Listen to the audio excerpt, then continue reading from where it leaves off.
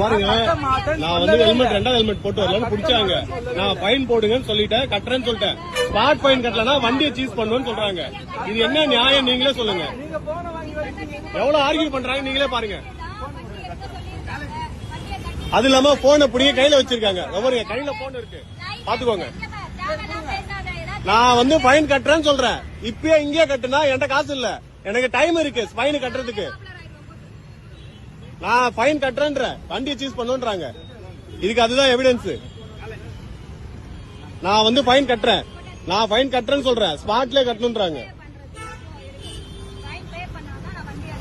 Fine பே பண்ணாதான் வண்டி விடுவோன்றாங்க. எனக்கு காசு இல்ல, நான் ஹாஸ்பிட்டலுக்கு வந்தா காசு இல்ல, என்கிட்ட சுத்தமா காசு கிடையாது. ஃபைன் போட்டு கொடுங்க, நான் கோர்ட்ல கட்டிக்கிறேன்.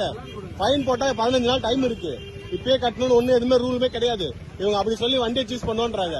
இது நடந்தது அப்படின்னா நான் கம்ப்ளைண்ட் கொடுப்பேன் கமிஷன் ஆபீஸ் போயிட்டு. அதுக்கு இதுதான் ப்ரூஃப், இந்த வீடியோ தான் ப்ரூஃப்.